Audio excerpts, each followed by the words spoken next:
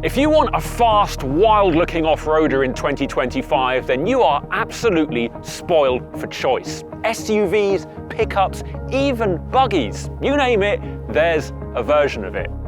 But, you know, between you and I, all those knobbly tyres and trick suspension, it's just for show. Yeah, it looks good. You're not really supposed to take these things off-road.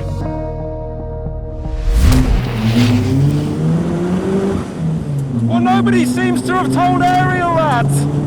This is the second generation Nomad.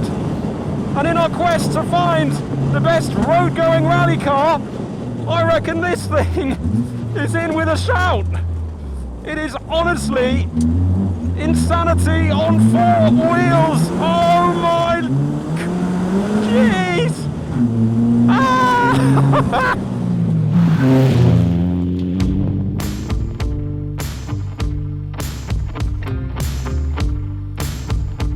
Of course, this isn't our first time experiencing the onslaught of the Nomad.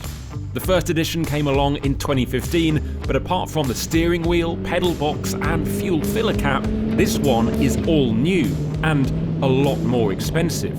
Whereas the original was just over £30,000, this new model starts at just under £70,000.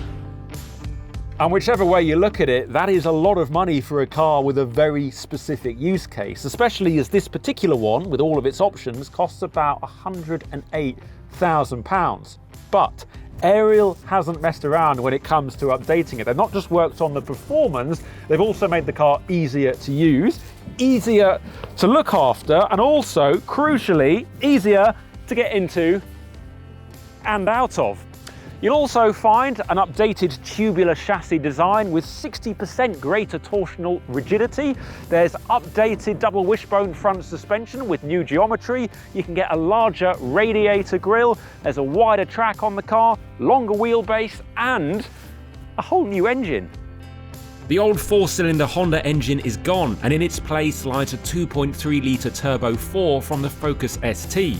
Ariel themselves pretty much leave the oily bits alone, but you do get the option of 3 engine maps depending on how much of the total 305 brake horsepower and 382 pounds-foot of torque you want to use. That 715 kg curb weight means that you've got 427 brake horsepower per tonne. That is more than a 911 Turbo S. And unlike the other cars on this test, if we can call this a car, all the power is going exclusively to the rear wheels at all times. And you change gear with a good old-fashioned 6-speed manual. Woohoo!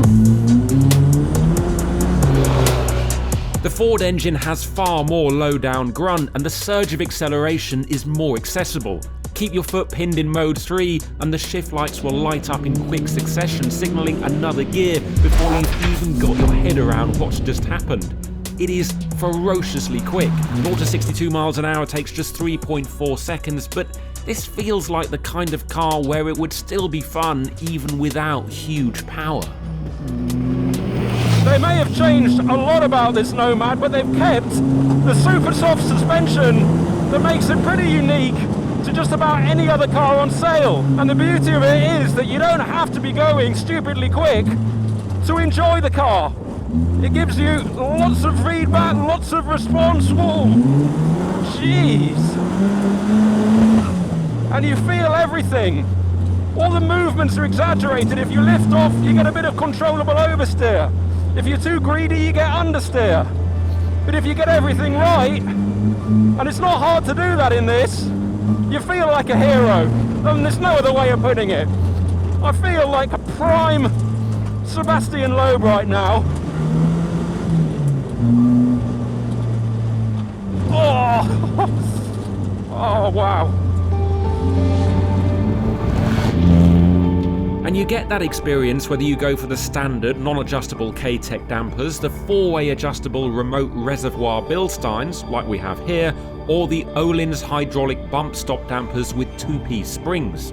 Having that extra roll and lean in the car might feel a little counterintuitive on road, but on these Welsh rally stages, it turns the Nomad into the perfect tool for making huge progress. It requires a bit of skill, but it pays you back in bucket loads. There is a switchable traction control stage. I think there's about 7 different settings. I've got it off at the moment because, in my opinion, that's the best setting. And you can also change the brake bias if you want to change how you're stopping into the corners. And I'm sure at some point there'll be other driver aids as well. But if you can, experience it without any of the driver aids, just you, the steering wheels, the pedal, the gear shifter, and of course, this wonderful handbrake. Woo. I think the tyres are perfect for this car on this surface. They give you a good amount of slip, so you can get oversteer on demand, but you've also got enough grip so that it's not just being silly. It is just such a visceral experience. I mean, you don't need to wear a helmet. I'm just doing it so that you can hear me, I hope. And also because of the visor, but you can experience this thing however you want to. I mean, this is ridiculous. I'm hitting 90 miles an hour on this stretch. Few cars in any price range can deliver this level of enjoyment, this type of thrill. The steering is quick and accurate, brimming with feel and always on your side. The engine is torquey and strong, yet revs to the red line with ease, while the whole car just looks like an evil hornet when driven at speeds across gravel. It is an addictive thing to pilot. I mean, if you're looking at me now and thinking, yeah, he's having too much fun, then fair enough. And maybe I am getting a little chilly. So how about I jump out of this and I get into the big luxury SUV? How does that sound?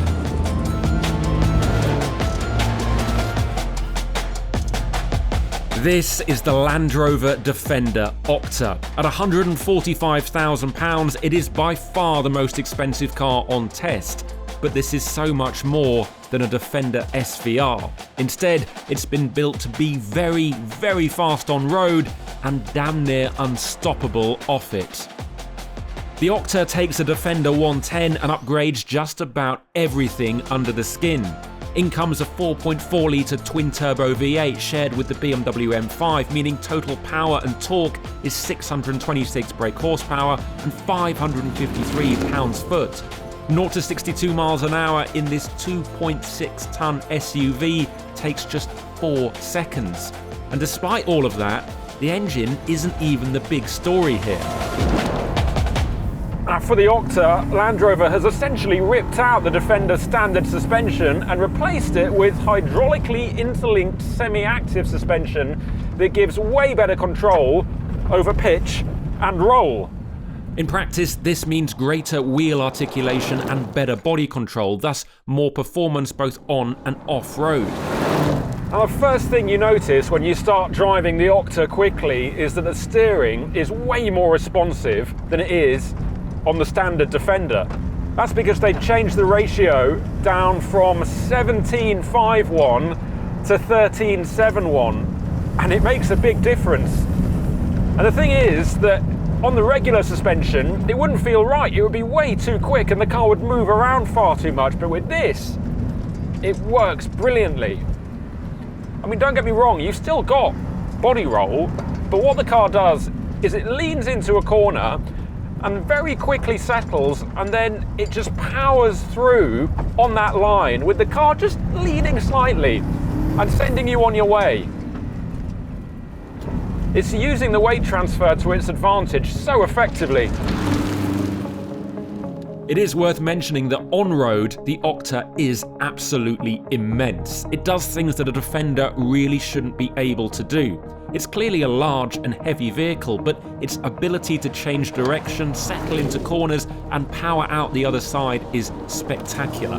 And that BMW M5 engine is predictably brilliant. But let me tell you about the OCTA drive mode, and it's accessed via a fairly cheap feeling, but you know, we can get over that, button down here. You hold it and it immediately puts the car into the OCTA setting. And in that mode, it really shows off that brilliant balance between roll stiffness and damper control. It's so well poised. It can also send up to 85% of the power to the rear wheels. And that's a lot when you've got over 600 brake horsepower, but it never really feels like you've got that proportion of power going to the rear wheels. I'm not sure what's going on, whether it's the fact that the traction control or the ESP isn't fully turning off, but it's not as tail happy as you would expect, given that 85% of power, and it's a lot of power, is going purely to the back, or can go purely to the back. It's quite reluctant to power oversteer, which is a shame. Because if I have one complaint about this car, it's that it makes things feel very, very easy on this type of road surface. And yeah, it's monstrously quick, but you're kind of aware that you're not really doing much. It's doing all of it by itself. I mean, I'm traveling along now at very high speed on a gravel track, and I'm talking to you, one hand on the wheel. It's a little bit too easy.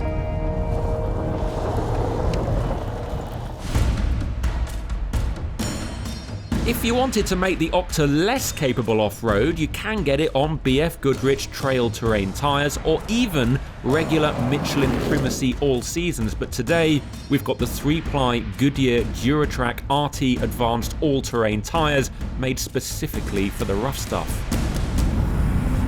These tyres, they are so effective on this road surface. They're a lot more focused for off-roading than the ones on the Nomad, and it shows. I can't help but think that actually fitting some less focused off-road tyres might be good, because, as I said, it's finding this a bit too easy. And actually these tyres are limited to 100 miles an hour, so I don't know what happens if you exceed that. They might just pop when you get to 101, I don't know. Probably won't find out today, I hope. A quick note on the Defender's cabin and usability, because it is an extremely nice place to sit. Unlike the more expensive Range Rover, it's still got plenty of physical buttons, perfect if you're wearing gloves, and it feels hard-wearing and durable. It's also very easy to use, as is the whole car in fact, providing you can get your head around the size of it when driving quickly. Overall, the OCTA is deeply impressive. Land Rover's essentially made the ultimate Defender here. But what if you just want a good old-fashioned truck? You know, what then? Welcome to the final vehicle of the test, the Ford Ranger Raptor. At around £60,000, the Ranger Raptor is the cheapest vehicle of the three, and on paper, you can see why. Forget 0 to 62 mph times that rival a supercar, the UK spec version of the Raptor gets a 3-litre twin-turbo V6 that makes a comparatively modest 288 brake horsepower and 362 pounds-foot of torque. With a curb weight of about 2.5 tonnes, that means 0 to 62 in just under 8 seconds and a top speed of 111 miles an hour. Doesn't sound particularly promising, does it? Nor does the fact that you're only really going to get about 20 miles per gallon average, if that. And also, because the payload is only 652 kilograms, you can't claim the VAT back from the government if you use one of these for your business, which is a shame. Not the best start then, but hold on, because the Raptor has a couple of tricks up its sleeve. And most of them are centered around these areas. So we've got proper off-roading spec BF Goodrich tires with 17-inch alloys. You can see how knobbly they are here. That's always a good sign. You've got front and rear locking diffs, obviously, but then most importantly, there's the Fox 2.5-inch live valve shocks, and they are the business. 3-way adjustable and with internal bypass valves, this is serious hardware, and it means that the faster you go, the better the Raptor gets. The dampers on this are honestly extraordinary. This might be the cheapest car on test, but it doesn't mean the dampers are the least impressive. I mean, for a start, the car braces itself on landing from a jump so that you come down really sweetly. There's no big thuds or bangs. No, you just land softly, like you're on a pillow. It's amazing. We're going over this track now, and admittedly, okay, it's not the roughest, but it does have points where if you bring a lightweight off-roader up here, you'd know about it. But in this, it's just gliding over all of the big bumps. It's taking it in its stride. The body roll is really well managed, and it's just awesome fun. And I'm in a pickup truck. I'm driving a big blue truck on a rally stage, and it's not embarrassing itself. I really am surprised how close this is to the Octa. The live rear axle, you notice it on the road. It does affect refinement and also the handling, but out here, you don't. It honestly feels really well put together. High-speed off-road driving is best done in Baja mode, but there's further presets for mud and ruts, sand and rock crawl. You can also switch the transfer box into low or high ratio and change the diff lock settings via the infotainment screen, all on the fly. Gotta say though, my favourite mode in this is the two-wheel drive mode, because obviously you've got 4 low, 4 high, so you're completely covered if you need all-wheel drive. But on a stage like this, you simply don't. And in a lot of the shots, you'll see this car fishtailing around, and it looks like it hasn't got that much traction. Well, that's because I put it in rear-wheel drive, because it's just more fun. It doesn't need the all-wheel drive. If you change it up so that all 4 wheels are driven, it's incredibly tied down. It's a lot like the Octa in that respect. There's no real movement from the rear end, but if you put it in 2-wheel drive so that all the power is going to the rear wheels, it's a proper laugh. I just wish we had a bit more power, and I believe that the Australian versions of this car actually do get more power. And 300 sounds like a lot, but yeah, I'd love a bit more, because I think it could absolutely take it. It's got a really nice brake pedal feel as well. Wasn't really expecting that. The steering is okay. It's probably just about the right weight, maybe a little bit light, but the brake pedal feel, yeah, it's giving me a lot of confidence, and the tyres are working so well. Again, probably overkill for this kind of surface, but yeah, I'm not complaining. Here we go. Oh, what a machine. What a machine. Love this thing.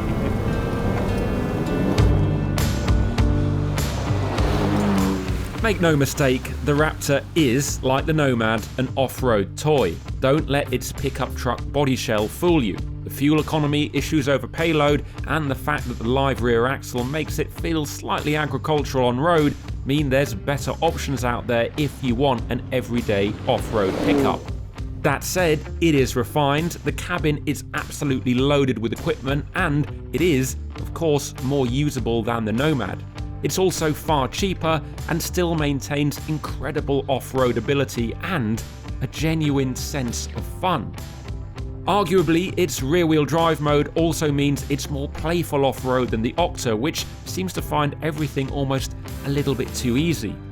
It'll carry tremendous speed and do things that will make your jaw drop, yet for sheer enjoyment, the Land Rover, ironically, does its best work on road where it is utterly immense.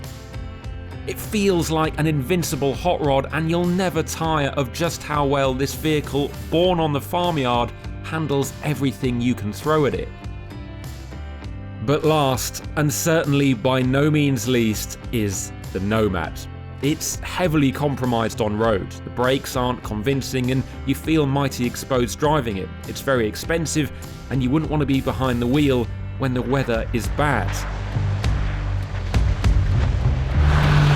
But when it comes to a hit of off-road adrenaline and pure, unbridled, lunatic level enjoyment, the Nomad 2 is quite possibly unmatched.